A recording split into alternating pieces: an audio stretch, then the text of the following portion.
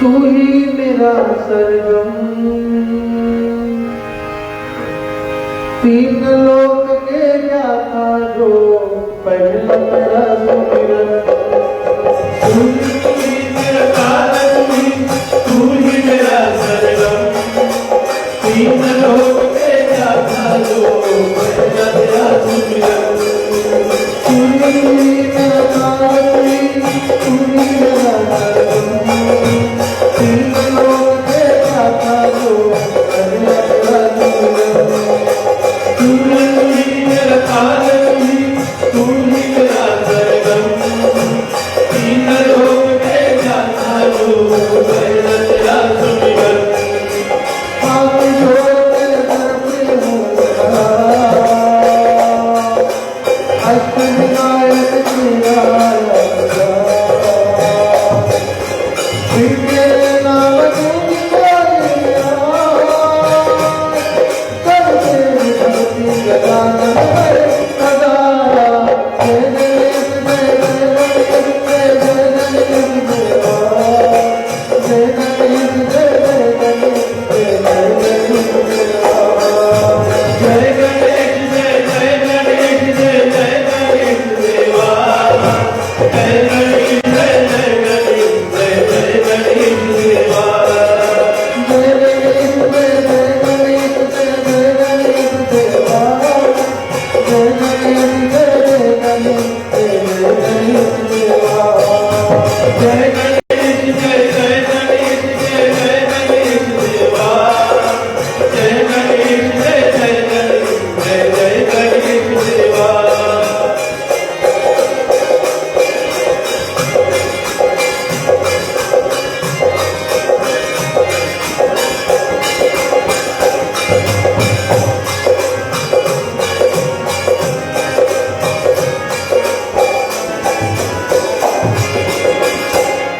तुमसे ही सृष्टि कायम है, तुमसे धरती अंबर है। तुमसे ही सृष्टि कायम है, तुमसे धरती अंबर है। तुमसे ही सृष्टि कायम है, तुमसे धरती अंबर है। तेरी कृपा से सब कुछ है, तुमसे ना कुछ ऊपर है। तेरी कृपा से सब कुछ है, तुमसे ना कुछ ऊपर है। तेरी कृपा से सब कुछ है, तुमसे ना कुछ ऊपर है। तू विष्णु हरि ब्रह्मा भी तेरा अर्पित भावंतन है। माँ पार्वती के नंदन देवा अर्पित भावंतन है। गिरगज मुख को धरे हो देवा, तोला है नाम। जय गणेश जय जय गणेश जय जय गणेश देवा, जय गणेश जय जय गणेश जय जय गणेश देवा। जय गणेश जय जय गणेश जय जय गणेश देवा, जय गणेश जय जय गणेश जय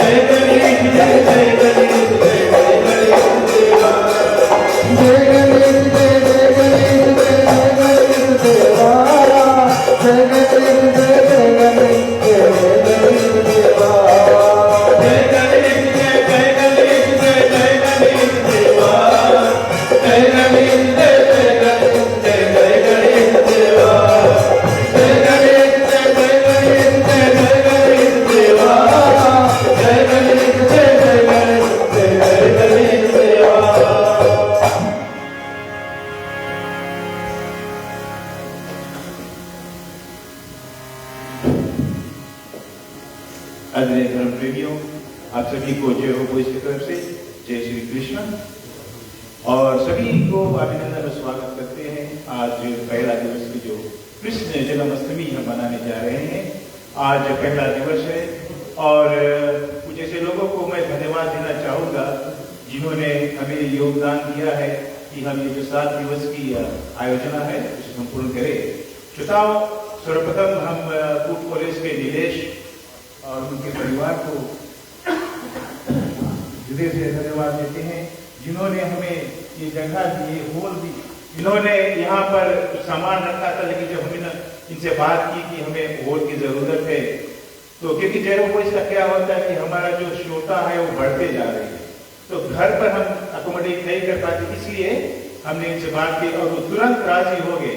पिछले साल आप काफी लोग यहाँ पर आए थे जब हम यहाँ पर रामनवमी किए थे, तो उसी तरह उन्होंने ये योजना हमको करने को दिया। और फिर कहते हैं कि जब जगह मिल जाती तो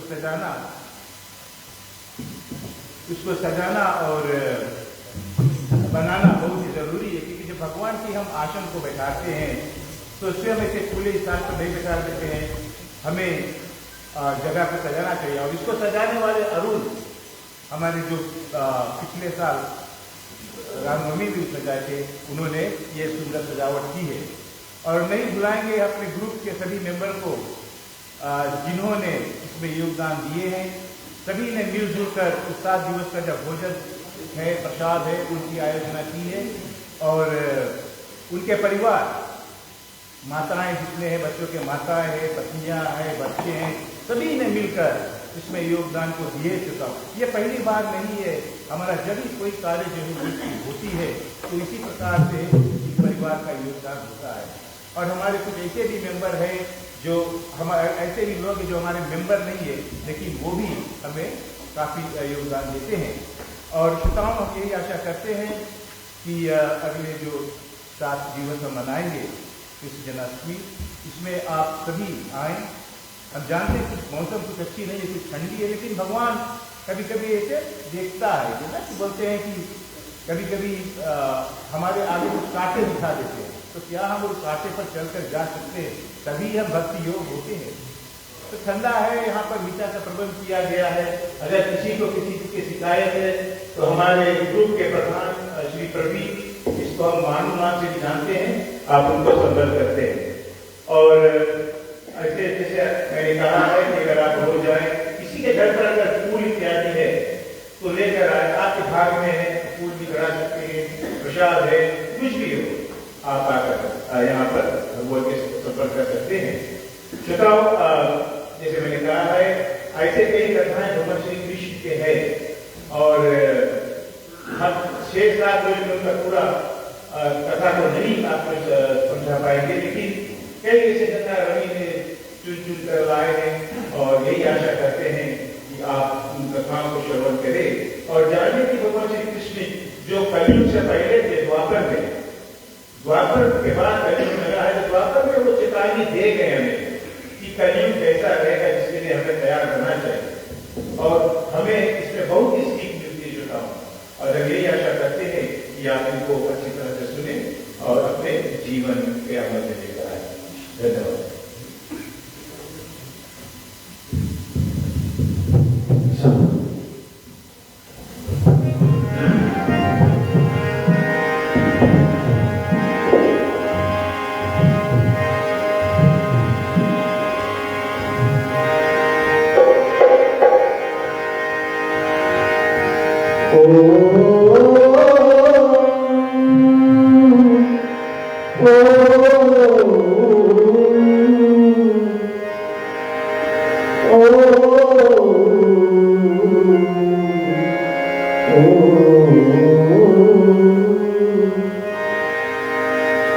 सरस्वती माता नमस्तुभ्यं वरदे कामरूपिणी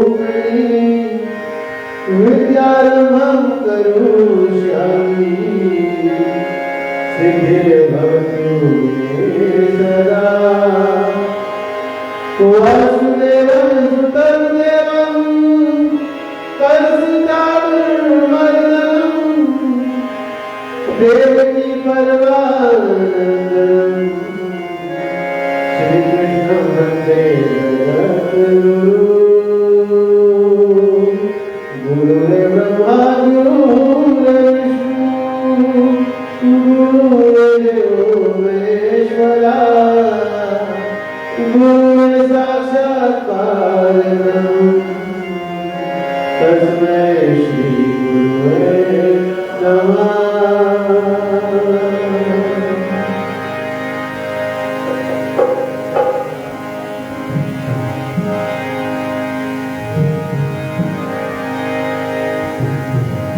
कोई पुरन सब कहा जाकर सुमिरन गाते सीता की जिया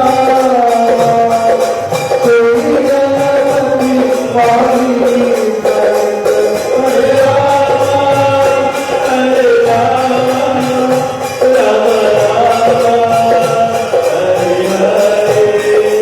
हरे कृष्णा हरे कृष्णा कृष्ण कृष्ण हरे हरे प्रेम सहित शिवा सहित शिव पद भगवती नरंगा नरनारायण शिवाकर हरे राम हरे राम राम राम हरे हरे हरे कृष्णा कृष्ण कृष्ण हरे हरे।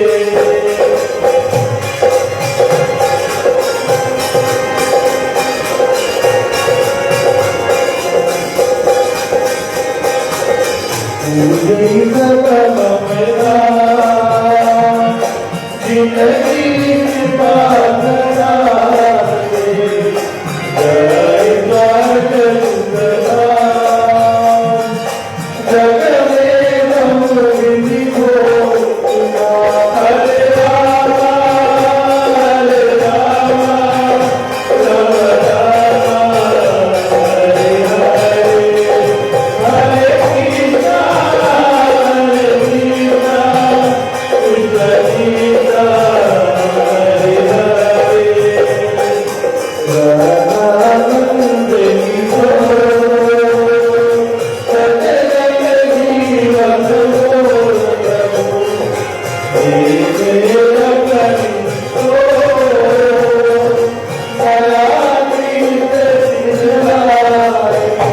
हरे राम हरे राम राम राम हरे हरे हरे कृष्णा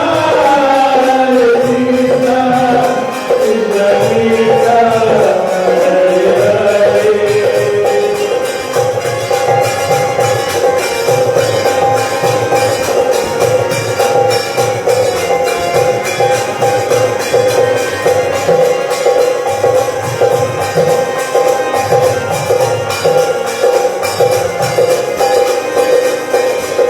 बंदो बंदिया जिंदगी जीवन भागवत सरल करो जग कारण बंदो सुख सुखीरा निज सिद्ध करी चरण कमल सजना बार बार हरे राम हरे राम हरे राम राम राम हरे हरे हरे कृष्णा कृष्ण कृष्ण हरे हरे।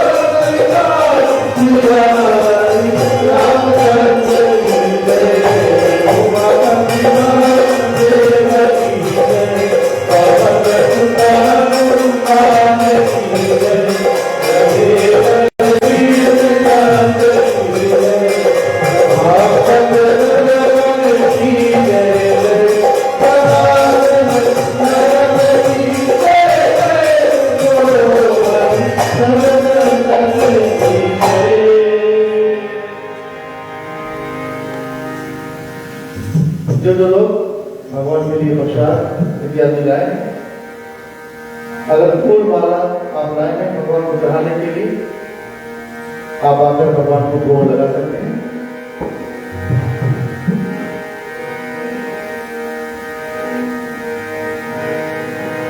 सेवरी के बड़े सुधामा के तन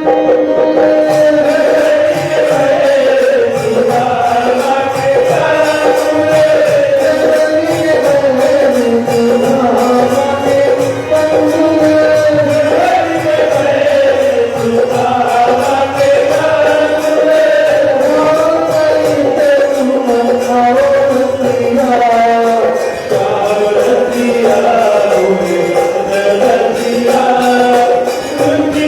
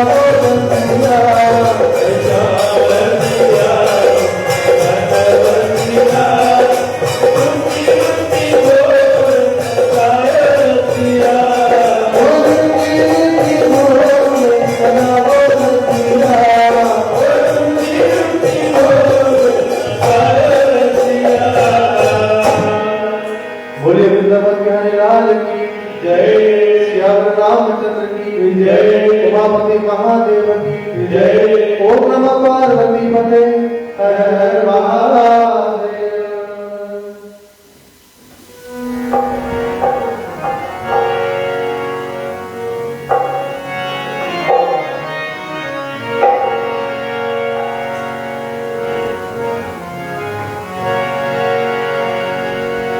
ये चमक ये नमक पूरे वन में महक सब कुछ सरकार तुम्हीं से है।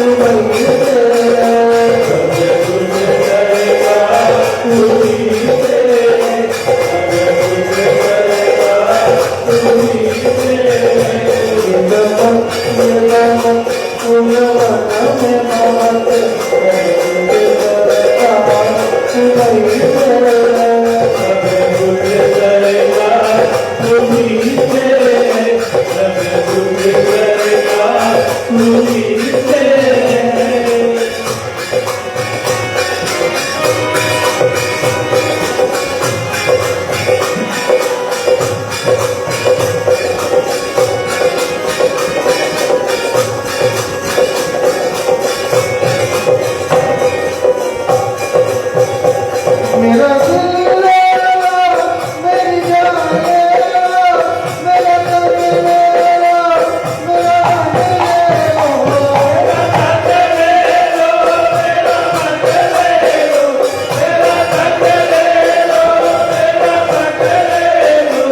मेरा दिल ले लो, मेरी जान ले लो, मेरा तन ले लो, मेरा मन ले लो।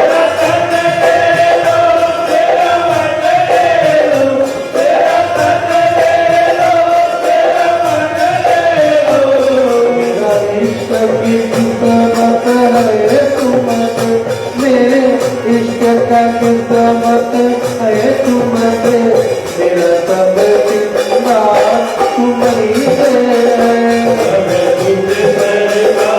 तुम्हारी है,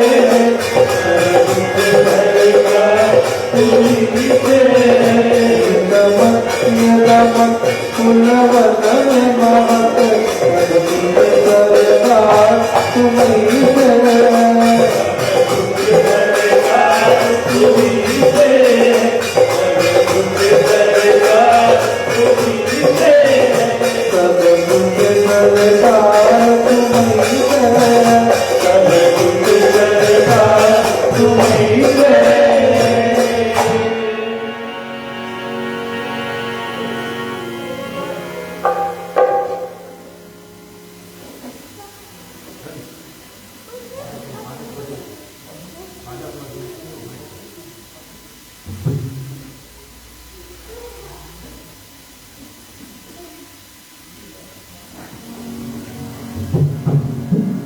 उपस्थित आदरणीय धर्म प्रेमियों, सभी का अभिनंदन और स्वागत करते हैं। आज कृष्ण जन्माष्टमी का प्रथम दिवस। धन्यवाद देना चाहूंगा फुटबॉलर्स भैया नीलेश जी को, जिन्होंने ये हॉल हमें मुफ्त में दिया है। ना भूलते हुए हर एक फंक्शन में हमारे मंडली को सहयोग देते हैं भैया अरुण जी, उनके पूरे परिवार, जो आकर सुंदर डेकोरेशन उन्होंने किया है। आपका बहुत बहुत आभार।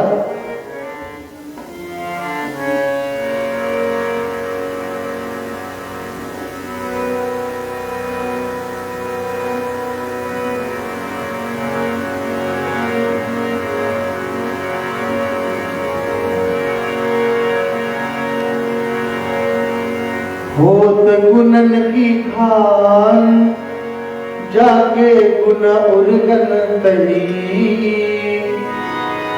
दर्द सुतिया निधान, वासुदेव भगवंत हरि। सतगुरु चक्रवर्ती श्री सरल संत श्री तुलसी, गुण गाय सीता राम जी, गुण गाय सीता राम जी, गुण गाय सीता राम जी। सतगुरु चक्रवर्ती श्री सरल संत श्री तुलसी, गुण गाय सीता राम जी, गुण गाय सीता राम जी, गुण गाय सीता राम जी। गुण की पार जाके गुरु रख गई, सर्व सुख निधान, वासुदेव भगवंत हरि।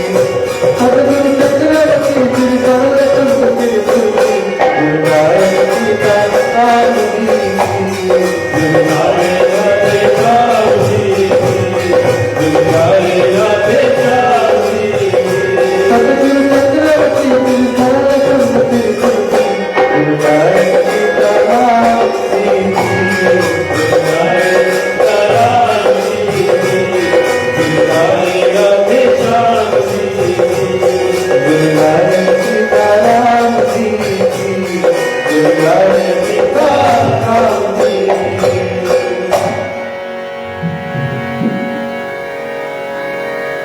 वेद व्यास जी लिखते हैं भागवत में कि जो भागवत की कथा है, बोले हर किसी को अच्छा नहीं लगता, बोले जिस प्रकार कहीं पर राष्ट्रीय संगीत का सम्मेलन हो, जहां पर लोग पुराने पुराने राष्ट्रीय गीत गाते हैं,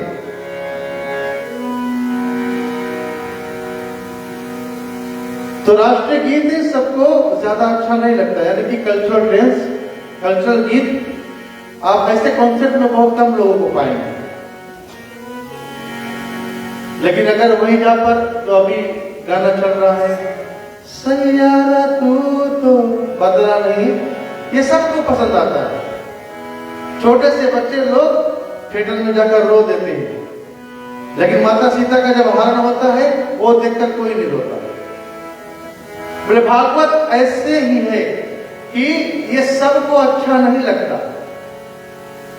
लेकिन जिसको अच्छा लगता है, बोले श्री राधा और श्री श्याम जी का हर एक शब्द, हर एक नाम, उनका दर्शन उनको जीवन में सुख देता है। अच्छा, श्री भागवत जब वेद व्यास जी ने रचा तो उसका नाम श्री भागवत ही क्यों रखा?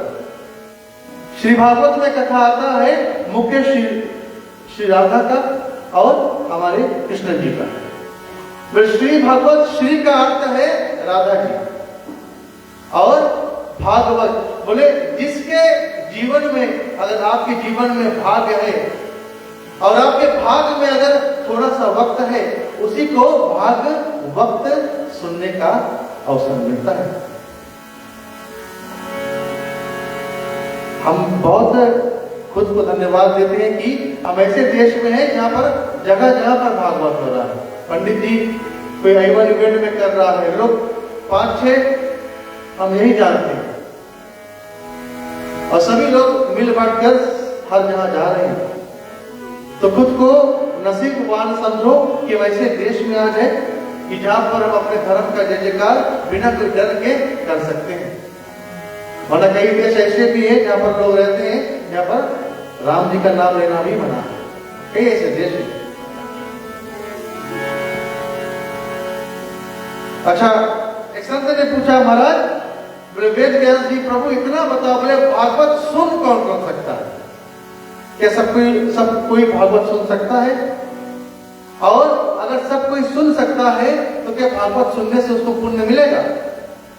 वेद व्यास जी बोलते हैं कि भागवत तो कोई भी सुन सकता है, इसमें कोई अनुचित बात नहीं, लेकिन पुण्य उसी व्यक्ति को मिलेगा, खास जिस व्यक्ति में 2 चीज होना चाहिए। पहला, बोले जो झुकना जानता है, जो दुनिया के आगे झुकना जानता है, जो प्रभु के आगे झुकना जानता है, वही जो हमेशा अभिमान में जिसका सर ऊपर ऊंचा रहता है, बोले उसको भागवत का फल कभी नहीं मिलता। दूसरा, बोले जिसके मन में कोई ईर्ष्या ना हो, यानी कि जलन, ये 2 चीज कॉमन है। बोले जो भगवान के आगे झुकता नहीं, उसे पुण्य नहीं मिलता। दूसरा, जिसके मन में ईर्ष्या या अपमान हो, उसको पुण्य नहीं मिलता। और आगे दोहे में लिखते हैं, राधा कृष्ण पादम भुजन बंदौ मही शिर तेनो।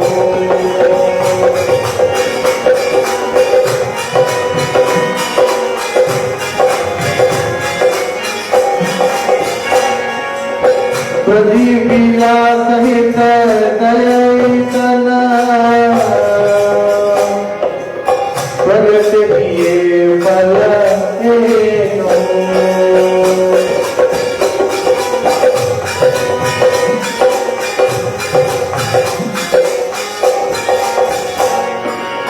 प्रगट किए बल कृष्ण। भागवत की जब बात आती है तो राजा परीक्षित का नाम सबसे ऊपर आता है। वेद व्यास जी से प्रश्न किया संतों ने कि महाराज ये राजा परीक्षित कौन है? किसने भागवत की कथा पहली बार सुनी है? किसने? और जिसने सुनी है, जिसका नाम राजा परीक्षित, वो राजा परीक्षित है कौन? अच्छा, अगर हम कथा सुनते हैं, रामायण सुनते हैं, तो राम जी के विषय में जानना आवश्यक है। पता होना चाहिए कि राम कौन है, लक्ष्मण कौन है, सीता कौन है। उसी तरह भागवत है। भागवत किसको सुनाया गया, किसके कारण ये भागवत लिखा गया? जब महाभारत का युद्ध चरम सीमा पर था, जब पांडव ने कौरव को नाश कर दिया, 100 पुत्र थे, 100 कौरव थे, दुर्योधन दुशासन ऐसे 100 थे। जब सब मारे गए, साथ में अर्जुन का पुत्र अभिमन्यु भी मारा गया। जब महाभारत का युद्ध समाप्त हुआ, जब अभिमन्यु मारा गया, जब सब मर गए, सिर्फ बचे कौन? कृष्ण और 5 पांडव। तब अभिमन्यु की पत्नी, जिसका नाम था उत्तरा, वो गर्भवती थी।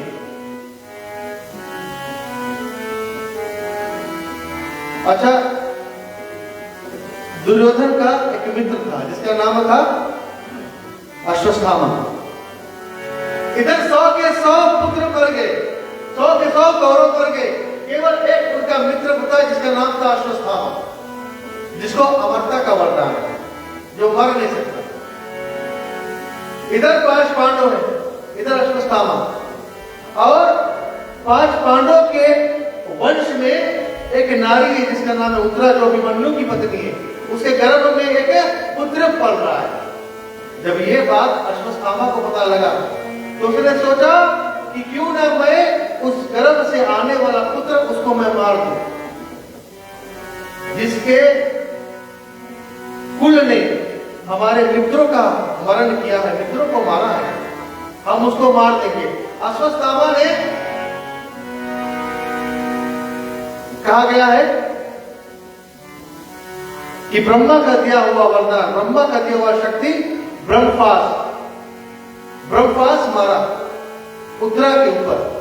उत्तरा खाट में लेटी हुई है। उत्तरा ने जब देखा कि ब्रह्मपास आ रहा है उसके बेटे को मारने के लिए, तो उत्तरा जो है कृष्ण भगवान से विनती करती है, कन्हैया आप ही है जो हमारे लाज बचा सकते हो, आप ही हो जो हमारे इस अस्त्र से हमारे बेटे को मुक्त कर सकते हो, वरना मेरा पुत्र मर जाएगा। श्री कृष्ण गोविंद हरे मुरारी, हे नाथ नारायण वासुदेवा। कृष्ण गोविंद हरे मुरारी, हे नाथ नारायण वासुदेवा। कृष्ण गोविंद हरे मुरारी, हे नाथ नारायण वासुदेवा।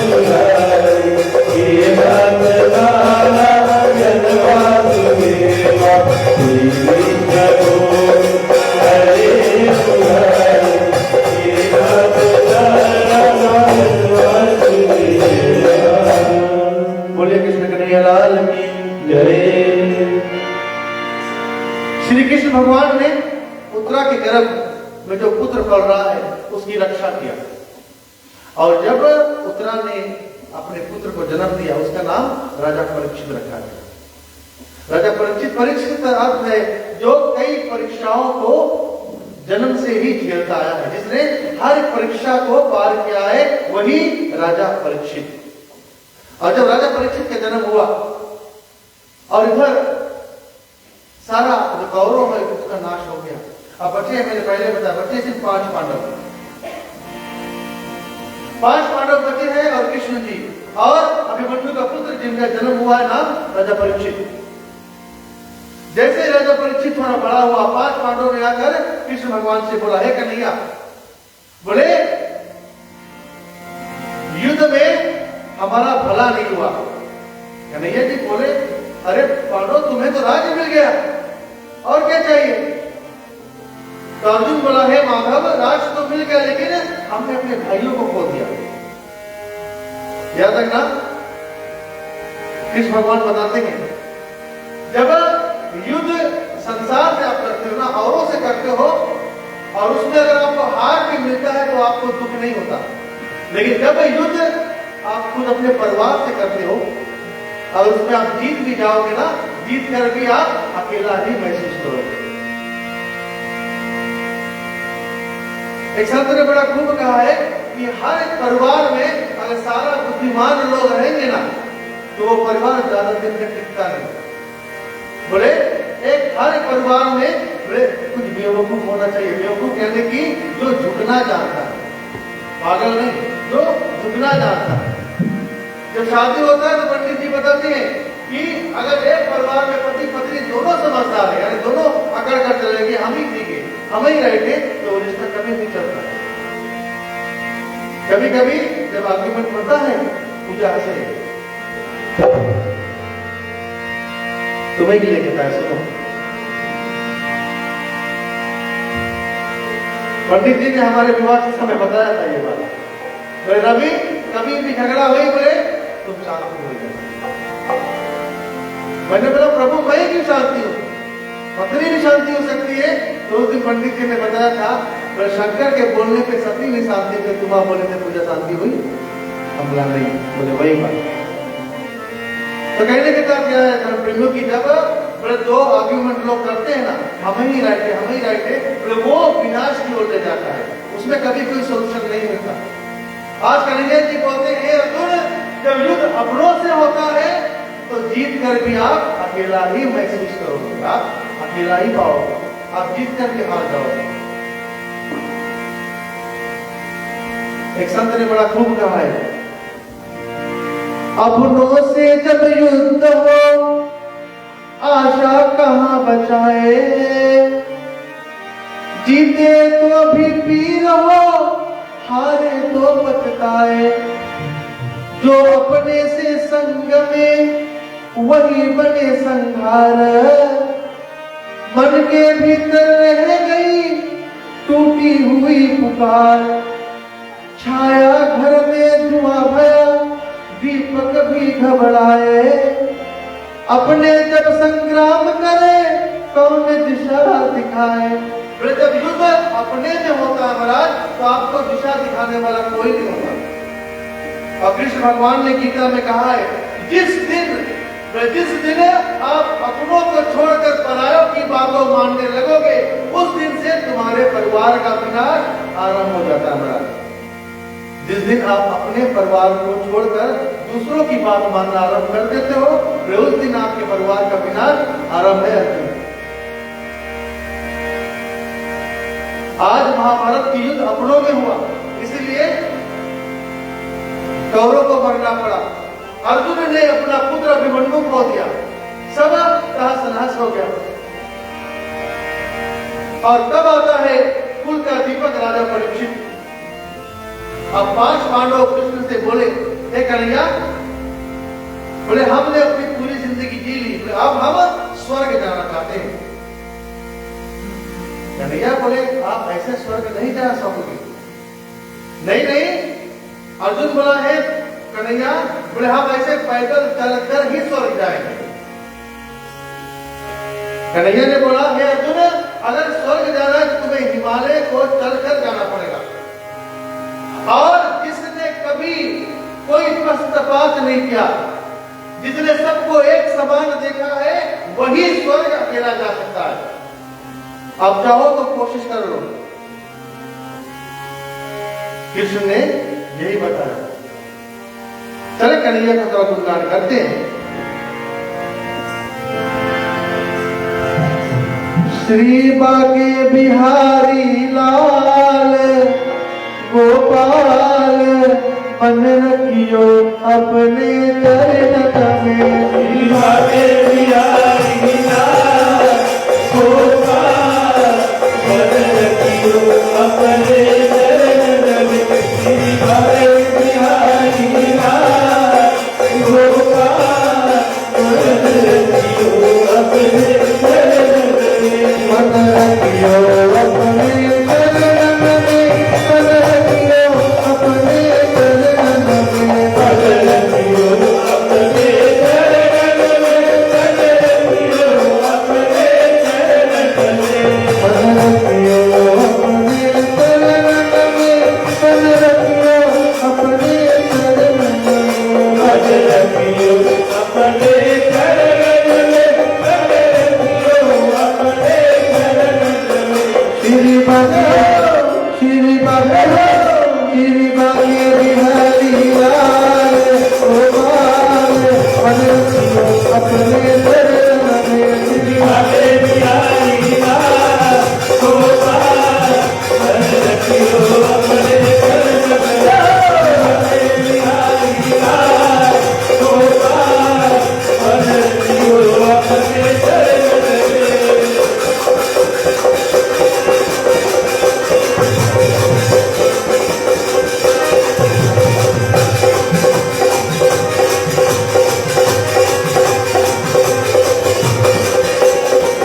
तेरे शीश पे मुकुट विराज रहा, तेरे शीश पे मुकुट विराज रहा। तेरे शीश पे मुकुट विराज रहा।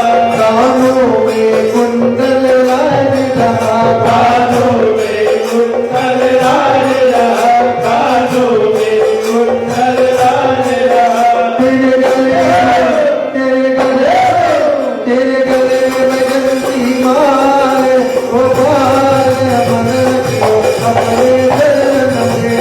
हरे बिहारी लाल गोपाल मन रखियो अपने चरण में। हरे बिहारी लाल गोपाल मन रखियो अपने चरण में। श्री कृष्ण की आज्ञा पाकर अब 5 पांडव जो है वो स्वर्ग जाने लगे। स्वर्ग जाते जाते पांचों पांडवों ने अपना राज्यपाठ राजा परीक्षित को दे दिया, यानी कि अर्जुन के पुत्र अभिमन्यु, अभिमन्यु के पुत्र राजा परीक्षित को दे दिया। ये परीक्षित अब यहाँ का जो राज है तुम संभालोगे। और हम 5 पांडव अब जा रहे हैं स्वर्ग की ओर। अच्छा, जब 5 पांडव स्वर्ग की ओर गए, सहदेव, अर्जुन, नकुल, भीम, युधिष्ठिर और द्रौपदी उनकी पत्नी जब हिमालय को चढ़ रहे थे, जब हिमालय को चढ़ रहे थे तो युधिष्ठिर देखा पीछे उनके साथ एक कुत्ता भी आया। अब 5 पांडव आगे, पीछे द्रौपदी और साथ में एक कुत्ता उनके साथ साथ चल रहा है। जैसे ही हिमालय चढ़े, द्रौपदी जो है गिर जाती है नीचे, हिमालय से गिर गई और उसका मृत्यु हो गया। तब भीम ने पूछा, हे भैया युधिष्ठिर, द्रौपदी कैसे गिर गई? युधिष्ठिर ने बोला कि हे भीम, कृष्ण भगवान ने कहा था वही स्वर्ग जा सकता है जिसने कभी पक्षपात नहीं किया, यानी कि किसी में किसी को दूसरे भाव से नहीं देखा, सबको एक समान जिसने देखा है, बोले वही स्वर्ग जा सकता है। द्रौपदी ने सबसे ज्यादा प्रेम अर्जुन से किया, सबसे ज्यादा प्रेम अर्जुन से किया और हम चारों भाइयों से नहीं, इसलिए पहले द्रौपदी गिर गई। जैसे कुछ कदम आगे चला तो सहदेव वो भी गिर गया। 5 पांडवों का एक भाई सहदेव गिर गया। भीम ने पूछा युधिष्ठिर से, भैया छोटा भाई वो क्यों गिर गया? तब युधिष्ठिर ने बताया कि सहदेव जो है वो खुद को सबसे ज्यादा ज्ञानी समझता है, इसीलिए वो गिर गया। कुछ दूर चला तो नकुल गिर गया, पांडवों का एक और भाई। युधिष्ठिर ने बताया कि नकुल जो था वो अपने सुंदरता पर बहुत अभिमान करता था। उसको यही लगता था कि उसके ज्यादा सबसे ज्यादा सुंदर संसार में कोई नहीं, तो वो भी गिर गया। और थोड़ा आगे चला तो अर्जुन भी गिर गया। युधिष्ठिर ने बोला भैया अर्जुन का अहंकार था कि इसके तरह धनुर्धारी संसार में कोई नहीं, इसलिए अर्जुन भी गिर गया। थोड़ा आगे गया तो भीम भी गिरने लगा। बचे दो, युधिष्ठिर भीम और पीछे कुत्ता। जब भीम गिरने लगा तो भाई बोलता भैया मुझे रोको, मैं क्यों गिर रहा हूं? तो युधिष्ठिर बोलता भैया तुम खुद को सबसे ज्यादा बलशाली समझते थे, इसीलिए आज तुम गिर रहे। एक ही व्यक्ति चलकर स्वर्ग गया है तो भागवत प्रमाण देता है केवल और केवल युधिष्ठिर गया और कोई नहीं। 5 पांडवों में से युधिष्ठिर और कुत्ता 2 चलकर गए स्वर्ग। भागवत बताता है कुत्ता क्यों? कुत्ता बोले धर्म का प्रतीक है, धर्म को लेकर युधिष्ठिर चले, इसीलिए युधिष्ठिर ही एक व्यक्ति था जो स्वर्ग में जाकर पहला कदम धरा। और जब युधिष्ठिर स्वर्ग में पहला कदम धरा तो युधिष्ठिर क्या एक्सपेक्ट कर रहा था? यही सोच रहा था कि मेरे भाई सामने मिलेंगे, लेकिन भाई नहीं मिला। कौन मिला? आगे उनको कर्ण मिला। 5 पांडवों का जो सबसे बड़ा बेटा था, कुंती का सबसे बड़ा पुत्र कर्ण था, स्वर्ग में वो दिखा। लेकिन बाकी 4 पांडव नहीं दिखे युधिष्ठिर को। भीम नहीं दिखा, अर्जुन नहीं दिखा, नकुल नहीं दिखा, सहदेव नहीं दिखा, केवल दिखा तो कर्ण। अच्छा कर्ण क्यों दिखा? कर्ण तो हमेशा कौरव की तरफ से लड़ा था।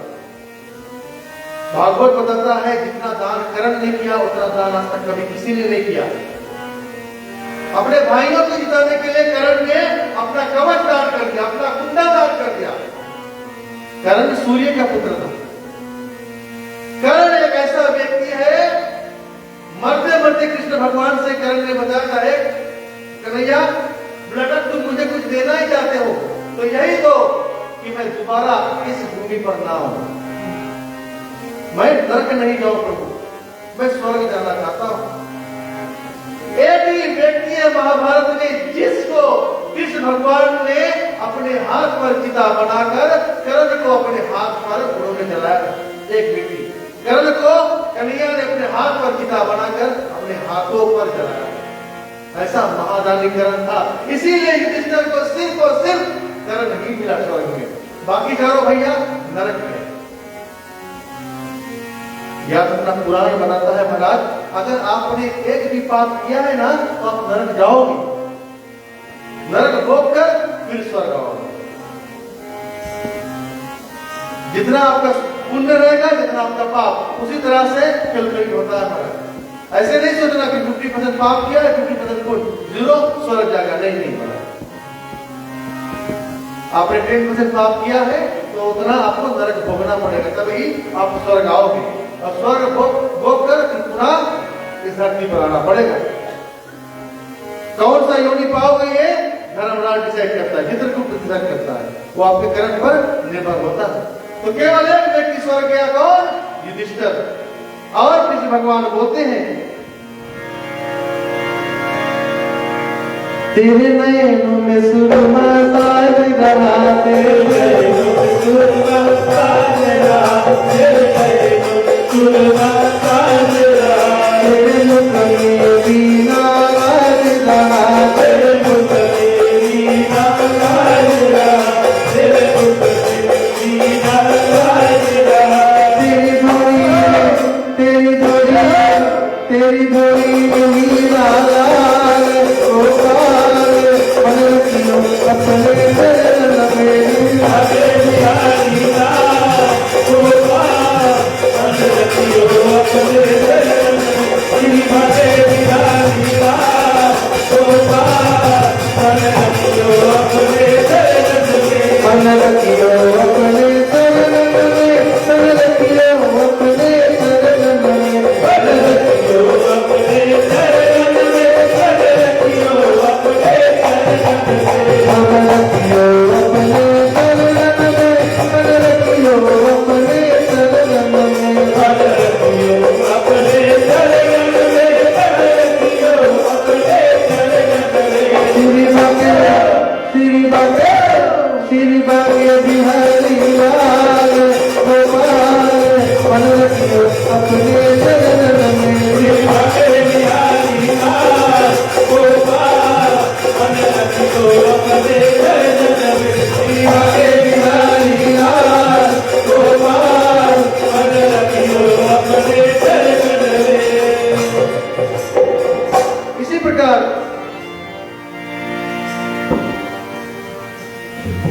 युधिष्ठिर स्वर्ग चला गया, 4 पांडव मर गए।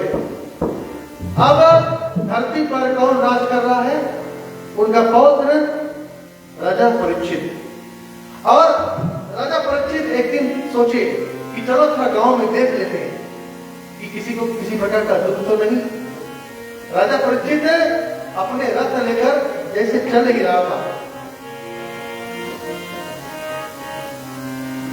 तो लोग आपस में बात कर रहे हैं, देखो देखो, बोले वो ये वही परीक्षित है, ये वही परीक्षित है जिसके पिता का मृत्यु महाभारत युद्ध में हुआ था। बोले ये वही परीक्षित है जिसका दादा स्वयं अर्जुन था। अच्छा, भागवत में बताया गया है जब परीक्षित महाराज राज कर रहे थे ना, तो राजा परीक्षित जो था उसने जीवन में कभी कोई पाप नहीं किया, वो हमेशा सत्य बोलता था। और जहां पर राजा परीक्षित जिस गांव में रहता था, उस गांव के लोग भी सत्य ही बोलते थे, झूठ नहीं बोलते थे। उस गांव में एक भी चोरी नहीं होता था। जो राजा परीक्षित का जो जेल था, जो कारीगृह था, बोले कारीगृह का जो जेल था उसमें जंग लग गया, अंदर एक भी कैदी नहीं। क्यों? क्योंकि गांव में कोई पाप होता नहीं था। और राजा परीक्षित जब अपने गांव का ये हाल देखता है कि सब सत्य में बोल रहे हैं, सब सुख में है, तो उसको बड़ा खुशी लगता है। क्यों? क्योंकि राजा परीक्षित राजा है, राजा का यही फर्ज है कि उसका प्रजा जो है वो खुश रहे। और राजा परीक्षित जब आगे जाता है तो राजा परीक्षित एक ऐसा दृश्य देखा जिसको देखकर स्वयं कांप गया। राजा परीक्षित ने देखा कि राजा परीक्षित देखा कि एक बैल है जिसका एक पैर है, सिर्फ एक पैर। राजा परीक्षित जब देखा तो आंख में आंसू आ गया। थोड़ा नजदीक जैसे राजा परीक्षित गया तो देखा कि जो आखिरी पैर उसे भी कोई काटने जा रहा है, उसे भी कोई काटने जा रहा है। जैसे ही उस बैल का आखिरी पैर कोई काटने जा रहा था, राजा परीक्षित बोला, रुक जाओ, तुम हो कौन? जब वो जो व्यक्ति था जो काटने जा रहा था, जब सन्मुख प्रकट गया, राजा परीक्षित के आगे प्रकट हुआ, तो राजा परीक्षित का आ गया देखकर इतना काला शरीर, बाल, आंख, चेहरा, हाथ, पैर, कपड़े भी काले पहने हैं, आप कौन हो? उसने बोला, हम कलयुग है, हम कलयुग है। राजा परीक्षित ने बोला, आप ऐसा पाप क्यों कर रहे हो? अरे हमारे गांव में तो एक भी पाप नहीं होता, आप पाप क्यों कर रहे हो? कलयुग बोला, हे राजा परीक्षित, हमें भगवान से वरदान मिला, भगवान ने हमें इसीलिए यहां भेजा है और यही हमारा कर्म है। नहीं नहीं, तुम ऐसा नहीं करते थे, हम तुम्हें मार देंगे। राजा परीक्षित बोला, हम आपको मार देंगे। कलयुग बोला कि परीक्षित, हे राजन, अगर आप हमें मार दोगे तो ब्रह्मा का लेख भी वो झूठा पड़ जाएगा, और हमें तो स्वयं भगवान ने भेजा है। नहीं नहीं, राजा परीक्षित, अब तुम इन्हें नहीं मार सकते, इसे छोड़ दो। अच्छा, बैल का धर्म, बैल को भगवत में धर्म का उपमा दिया गया है। बोले 4 बैल थे, सत, तप, दान और पवित्रता। एक पैर बचा। परीक्षित बोलता है कि हे कलयुग, तुम इसे छोड़ दो और तुम मेरे राज्य से वापस जहां से आए हो वहीं पर चले जाओ। तुझमें एक भी अच्छाई नहीं है, मैं तुमको यहाँ कैसे रखूं? कलयुग बोला, महाराज हम नहीं जा सकते, आपको हमें रखना पड़ेगा, हमें भगवान ने भेजा है। अरे तुझमें तो एक अच्छाई नहीं, हम तुम्हें यहाँ क्यों रखे? हम आपको अपने गांव में क्यों रखे? कलयुग ने एक बात बोला, महाराज बोले, हर एक व्यक्ति में 1000 बुराई सही, लेकिन कुछ ना कुछ तो अच्छा होता है, कुछ ना कुछ अच्छा ही होता है। महाराज हर एक व्यक्ति में अलग अलग, जो व्यक्ति ज्यादा पढ़ा लिखा नहीं होता ना, तो वो अच्छा गाता है। जो व्यक्ति अच्छा गा नहीं सकता तो अच्छा ढोलक बजाता है।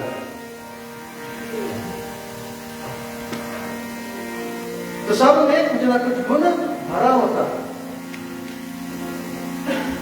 अगर जो बजा नहीं पाता, अगर ढोलक नहीं बजा पाता, तो अच्छा एयर कंडीशनर भी बन जाता है। मतलब कुछ ना कुछ गुण भगवान ने सब में दिया है। कलयुग बोला हमने लाख बुराई सही, लेकिन एक अच्छाई है प्रभु, एक अच्छाई। राजन बोला क्या अच्छाई है? बोले अच्छाई ये है, कलयुग के नाम आधारा, सुमिर सुमिर नारा उतरे पारा। कलयुग के नाम आधारा, सुमिर सुमिर नारा उतरे पारा। कलयुग के नाम आधारा, सुमिर सुमिर नारा उतरे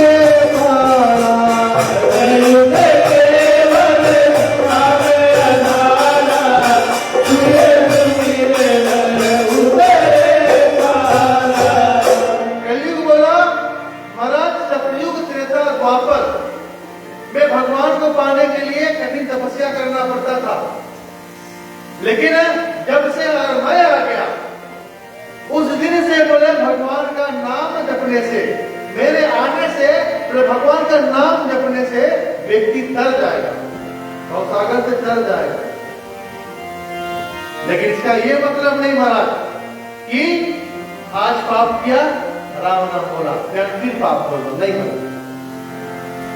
ये चौपाई उसी पर लागू है। कलयुग केवल नाम आधारा, सुमिर सुमिर कर उतरे पारा। जो अपना आचरण ठीक कर ले, जो अपना बॉडी के साथ अपना आत्मा भी पवित्र कर ले, बोले ये चौपाई उस पर लागू है। ऐसे नहीं सोचना कि आज अपने पाप किया है, आज आपने उसको ढकेला है, कल राम राम बोल दो, परसों फिर नहीं महाराज, ऐसा नहीं।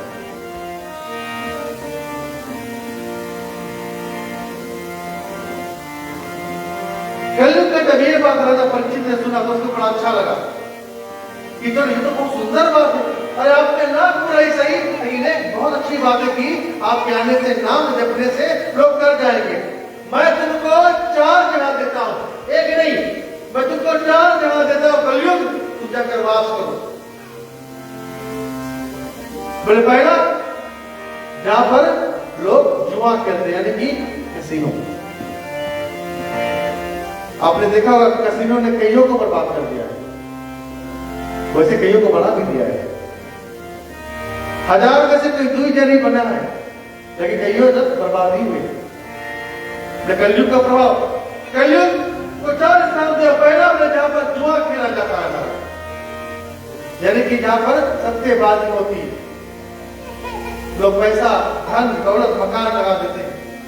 दूसरा मद्यपान, जहां पर शराब इत्यादि किया जाता है। तीसरा वैश्याकरण, चौथा हिंसा, जहां पर पाप होता है। ये 4 स्थान दिया। तो कलयुग बोला महाराज, बोले आपके राज्य में ये चारों नहीं है। आपके राज्य में कोई जुआ नहीं खेलता, कोई सेवन नहीं खेलता, कोई दंडी नहीं करता, कोई लाभकार नहीं करता। जय श्री राम। कोई मद्यपान नहीं करता, कोई वैश्याघर नहीं, और कोई हिंसा नहीं करता। महाराज मैं कहा रहूं कि 4 चीज तो आपके राज्य में है ही नहीं। तब राजा परीक्षित ने बोला कि ये कलयुग है, चलो मैं तुमको 5वां स्थान देता हूं। बोले जहां पर ज्यादा सोना रहेगा, महाराज ये सोना नहीं, जहां पर सोना, स्वर्ण, मोती रहेगा ज्यादा, बोले आप वहां पर जाकर वास करो। जैसे इतना वचन बोला कलयुग बोला जय श्री राम, और सोने से भरा हुआ मुकुट स्वयं राजा परीक्षित ने पहना था, जाकर उस पर कलयुग बैठ गया। कलयुग केवल नाम आधारा, सुमिर सुमिर नारा उतरे पारा।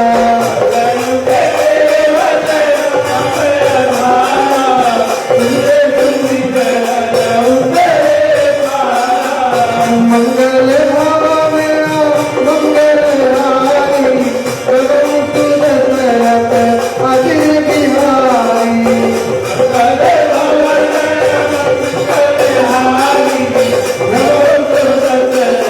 मंगल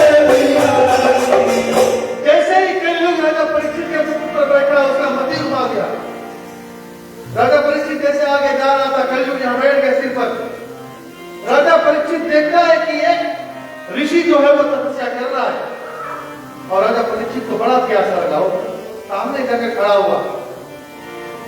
बोले वो ऋषि कोई और नहीं, जिसका नाम शमिक बताया गया, शमिक ऋषि। राजा परीक्षित बोला, हे ऋषिवर, हमें प्यास लगा है, तो पानी मिलेगा? लेकिन राजा जो ऋषि था वो तपस्या में नहीं था। ओम नमो भगवते वासुदेवाय, ओम नमो भगवते वासुदेवाय, यही मंत्र बोल रहा था। ओम नमो भगवते वासुदेवाय, नमो नमः।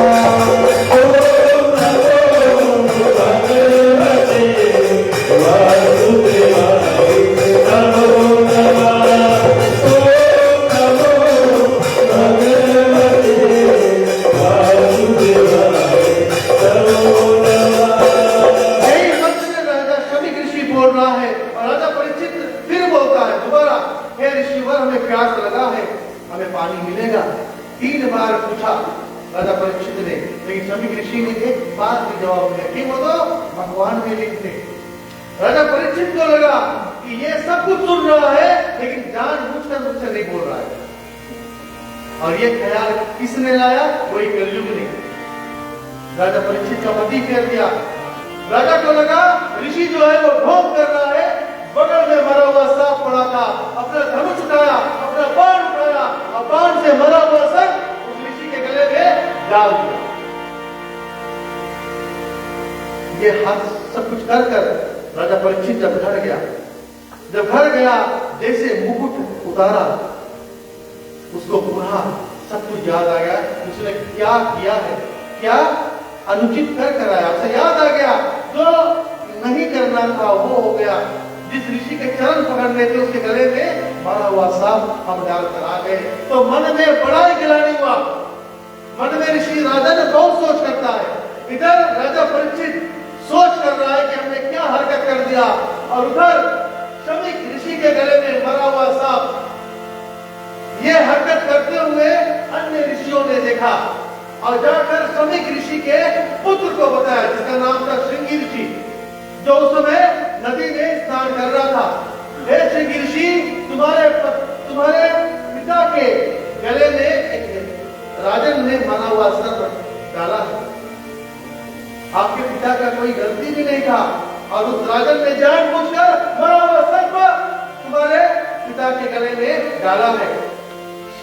श्रृंगी ऋषि ने जब सुना कि उसके पिता पर किसी ने ये कार्य किया है, उसको इतना क्रोध आया, नदी में तो था ही, जल खाया और श्राप दे दिया कि जिस राजन ने या जिस किसी ने मेरे पिता के ऊपर जो भी सर्प डाला है, मैं उसे श्राप देता हूँ, आज से 7 दिन बाद यही सर्प उसे काटेगा और सर्प काटने से उसकी मृत्यु हो जाएगी। ये श्राप देगा। उधर राजन ऋषि ने श्राप दिया, इधर जिसके गले में नाग है वो जल जाता है। ऋषि जाके शमिक ऋषि जब जगा तो ध्यान किया और तुरंत जान गया कि राजा परीक्षित जो है उसके ऊपर कलयुग बैठा था और उसने ये हरकत किया है, तो उसने क्रोध नहीं किया, मरा हुआ सर्प को वहीं छोड़ दिया। उतने में श्रृंगी ऋषि उसका पुत्र आया, हे पिताजी, जिसने ये काम किया है हमने उसको श्राप दे दिया। शमिक ऋषि ने बोला, पुत्र क्या श्राप दिया है? अभी से 7 दिन बाद सर्प काटने से उसकी मौत हो जाएगी, हमने ये श्राप दिया है। हाथ जोड़कर शमिक ऋषि अपने पुत्र के आगे खड़ा हो गया कि क्या अनुचित तुमने कर दिया? अरे हाँ, क्या अनुचित कर दिया? मैं इतना मुश्किल से एक ऐसा राजा हमें मिला था जो जिंदगी भर सत्य बोलता था, जिसके राज में हम सब जब तब यज्ञ कर सकते थे, और तुमने उसको ही श्राप दे दिया। तो पुत्र को भी अच्छा नहीं लगा। शमिक ऋषि ने अपने दूतों को भेजा, ऋषियों को भेजा, जाओ राजन को बता दो कि हमारे पुत्र ने निर्बुद्धिवश तुम्हें श्राप दे दिया है। हे राजन, अब तुम कुछ उपाय करो, 7 दिन में तुम्हारी मौत है। राजा परीक्षित को जाकर ऋषियों ने बताया कि 7 दिन बाद राजन तुम मरने वाले हो, शमिक ऋषि का पुत्र ने तुम्हें श्राप दिया है। और अपने मुक्ति पाने के लिए राजा परीक्षित क्या करता है? जाता है बरगद के पेड़ के नीचे, जहां पर अनेक ऋषि बैठे हैं, अनेक ऋषि, हर एक ऋषि का चरण धोता है। ऋषि बोले, राजन क्या कर रहे हो? राजा परीक्षित बोलता है, प्रभु हमको श्राप मिला है, हमें किसी तरह से 7 दिन में इस जीवन से तार दो, इसी तरह से 7 दिवस में हमें मुक्ति दिला दो। हर एक ऋषियों का पैर धोता है, चरण छूता है, धोते जाता है और उतने में ही राजा परीक्षित जो चरण धो ही रहा था, उतने में सब ऋषि खड़े हो गए। जैसे ही सब ऋषि खड़े हो गए, राजा परीक्षित बोला कि प्रभु आप खड़े क्यों हो गए? जितने ऋषि कहते हैं, हे परीक्षित, बोले वो देखो कोई आ रहा है। कौन आ रहा है? बोले सुखदेव मुनि आ रहे हैं। राजा परीक्षित बोला सुखदेव मुनि, ये कौन है महाराज? बोले राजा परीक्षित, बोले वो सुखदेव मुनि नहीं, बोले वो तुम्हारे मुक्ति का रास्ता आ रहा है, उसके चरण पकड़ लो और उसके मुख से अगर आपने कथा सुन लिया तो 7 दिन में आपका तरनतार होना निश्चित है। राजा परीक्षित ने जाकर सुखदेव मुनि का चरण पकड़ लिया और उसके अनुवेद पर राजा परीक्षित को सुखदेव मुनि ने 7 दिन तक ये भागवत की कथा सुनाई, जो हम आज से सुन रहे हैं, बाकी दिन सुनेंगे। 7 दिन में राजा परीक्षित ने अपना मुक्ति पाया था। 7 दिन में ये कथा सुनकर अगर राजा परीक्षित पा सकता है मुक्ति, तो हम भी पा सकते हैं। बोलिए कृष्ण कन्हैया लाल की जय। श्री कृष्ण गोविंद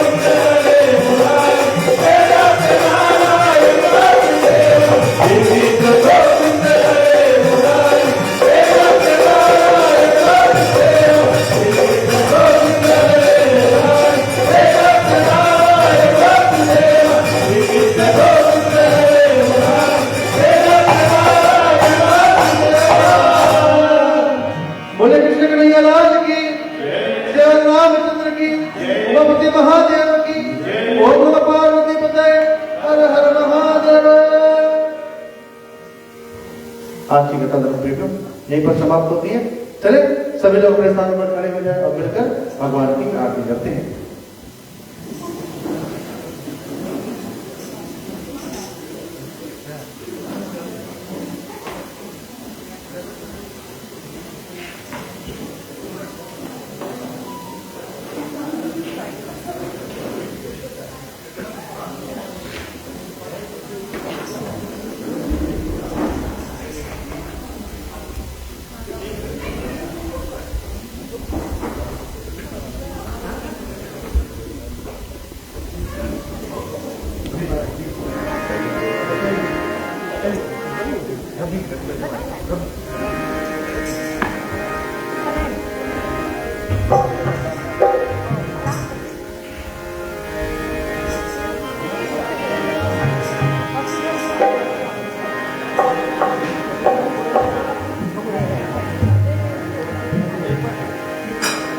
भागवत भगवान की है आरती हो आरती, पापियों को पाप से है तारती हो तारती। भागवत भगवान की है आरती हो आरती, पापियों को पाप से तारती हो तारती। भागवत भगवान की है आरती हो आरती।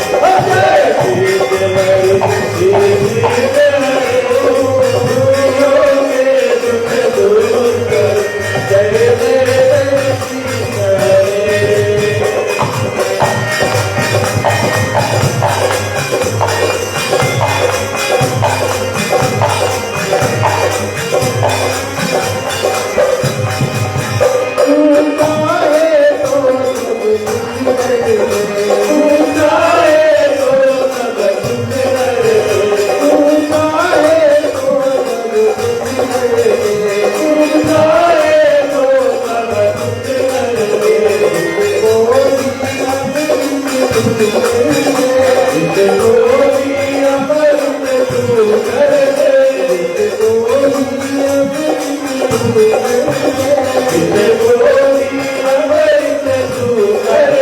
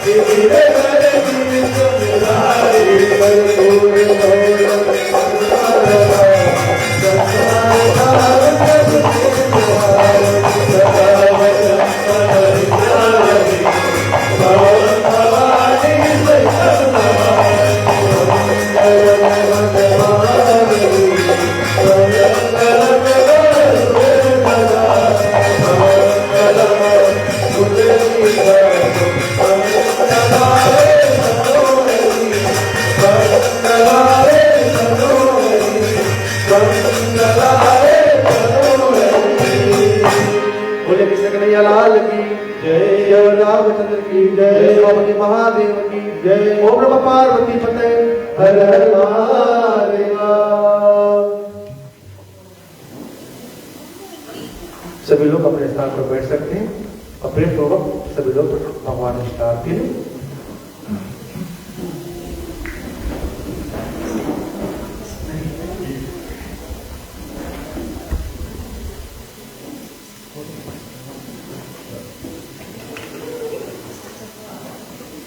धन्यवाद श्रोताओं। और हमारे मंदिर में अनिल भाई है और हमसे आग्रह करते हैं कि अगर व्यक्ति 2-4 शब्द के बुखार में से सुने।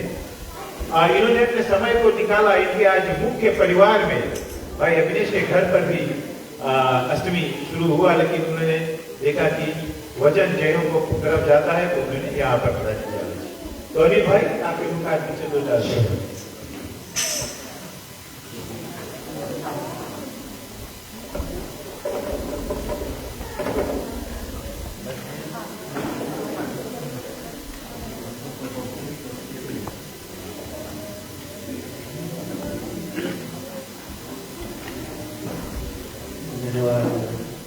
आदरणीय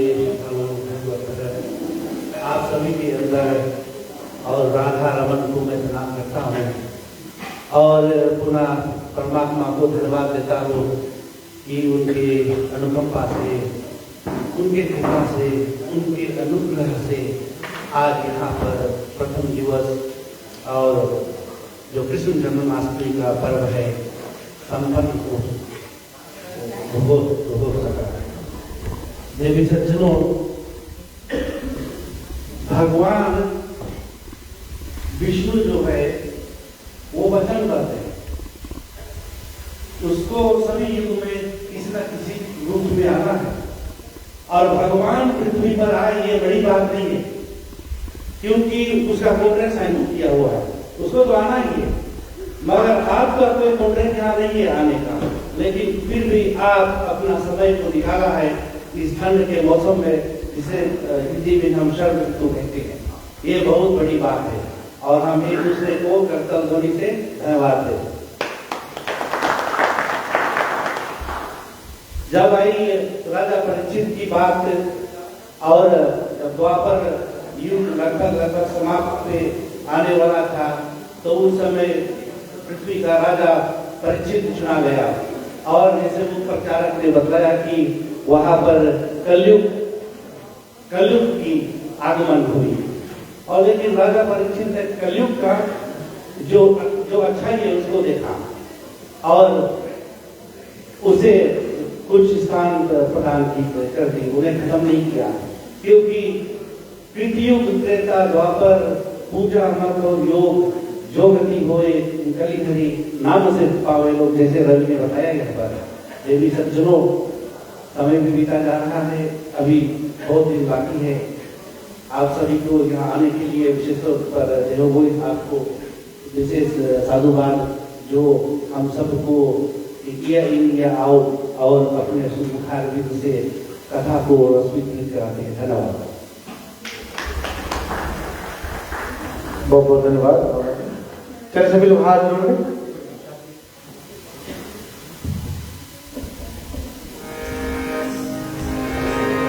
सुखी बसे संसार सब रहे न कोई, याय अभिलाषा हम सबकी भगवान पूर्ण होए।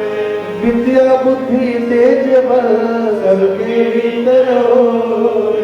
दूध पुत्र धन धान से वंचित रहे न कोई, वंचित रहे न कोई, वंचित रहे न कोई। ओम शांति शांति शांति। ओम नमः पार्वती पते हर हर महादेव। राम कहे सुख उपजे, कृष्ण कहे दुख जाय। महिमा प्रसाद की पावे सब भोग लगा। बोले श्री कृष्ण कन्हैया लाल की जय।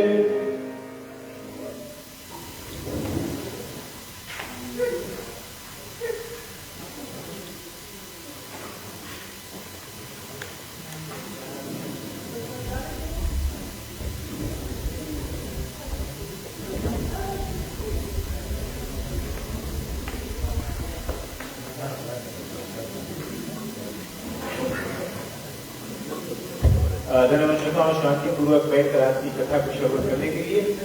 अगर कोई भी काफी लोग ऐसे कहते हैं कि वो माला अर्पण करने जाते हैं भगवान को, तो अगर आपकी इच्छा हो कल के, तो आज हमको संपर्क करें। हमारे प्रधान प्रवीण वहाँ बैठे हैं या पीछे बताए कि कल आप, तो हम ऐसा ना हो कि ढेर माला एक दिन में हो जाए।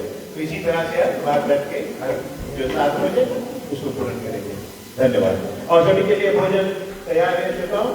आपकी इच्छा, जैसे जिस समय आपकी इच्छा है भोजन करके, तभी आप यहाँ से करेंगे।